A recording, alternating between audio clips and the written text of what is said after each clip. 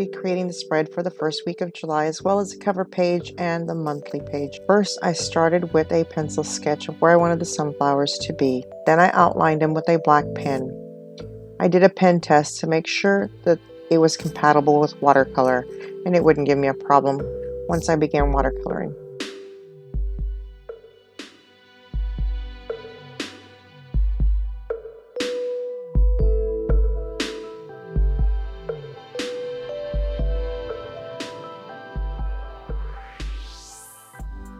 Outlined everything, all the sunflowers that I created. I sped this up a little bit for you guys so you wouldn't have to see every little detail that I did. It took me a while to draw all these, but it was fun doing it.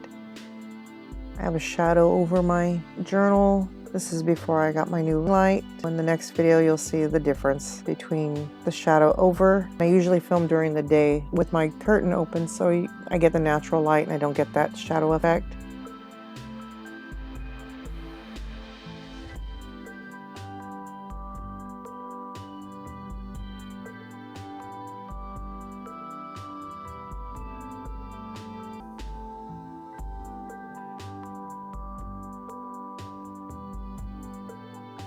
I drew July with a Tombow 026. Here I am just touching it up.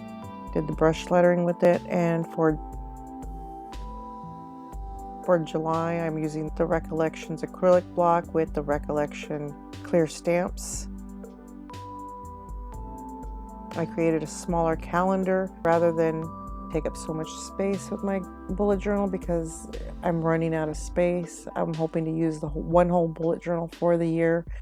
Because I'm not doing a whole lot this month, I didn't want to create a larger monthly calendar. I used a smaller calendar layout.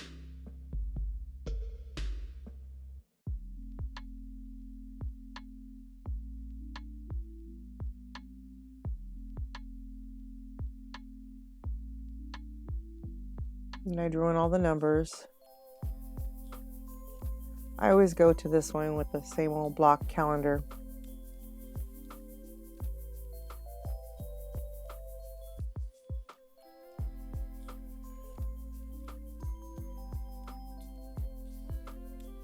And then I used my Artist Loft stencil to create the hexagons, kind of a beehive look.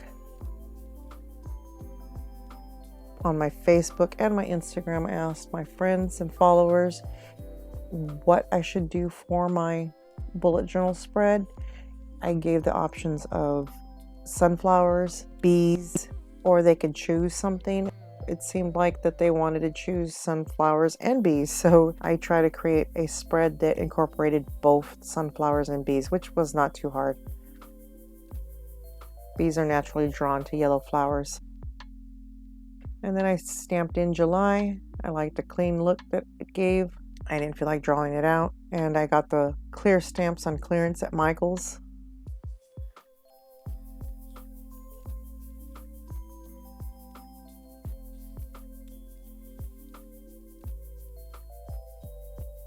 And for the bee, I used the same stamp I used last month for my June spread. I colored in with Tombows. I used two different Tombows for the colors. Instead of making it one solid color, I wanted to give it some depth.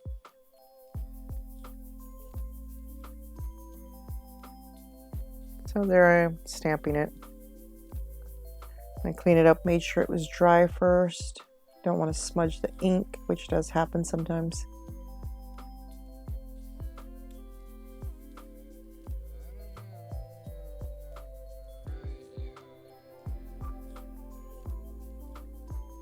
Blotted it just to be on the safe side. And then I filled in that last line for the monthly calendar. And right here is where I kind of created a future log for the month of July. I wanted to try Writer Carol's method, the bullet journal method, of creating a one-page layout for everything that I'm going to do. That way I don't overbook myself for tasks. It's kind of like a task list.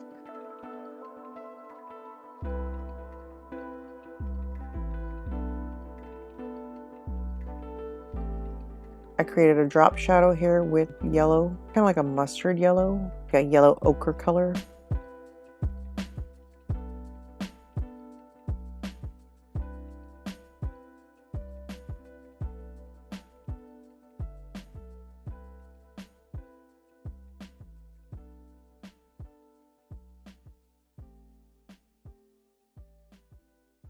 Then I created another two-tone bee there.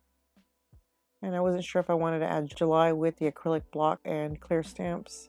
And instead of drawing out some sunflowers, I used my stamp. I used 2 different colors.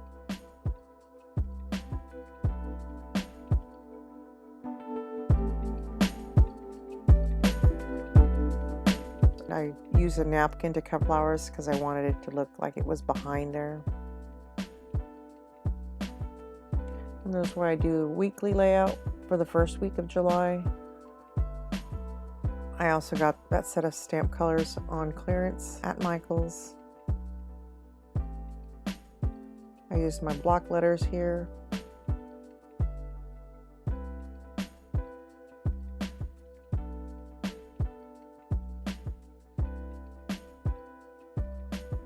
For the days of the week, I didn't feel like spelling them out. I figured I know the days of the week and I wanted to give it a clean, minimalistic look.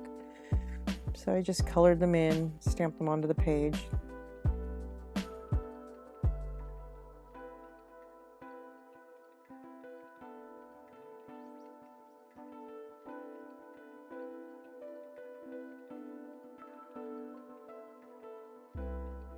There's that little spot that I created with when I was cleaning. I cleaned a stamp and I got some alcohol on it. It didn't bleed or create a mess with it. It just dried up and then it disappeared. That was not such a bad thing. I was afraid it was going to stay there. As you can see, it's kind of disappearing. There is a little bit of a blot. I can fix that later.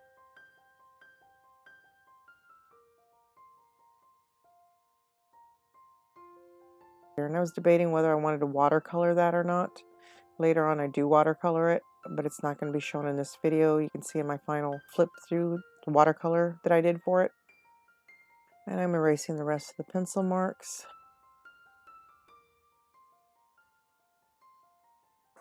And that's what that first week looks like. Now for the first week flip through and cover page. There it is watercolored. There is the July month at a glance, and then right there I used a label maker to create monthly log label. I got that at a thrift store. It's pretty neat, kind of old school. If you have any questions, please add them in the comments.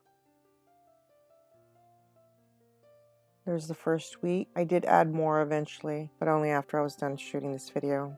And that's what that looks like so far. Thanks for watching. I hope you watch the next video coming up for the rest of July. If you liked the video, please like it. Also, you can subscribe to find out when my next video is coming out. See you later.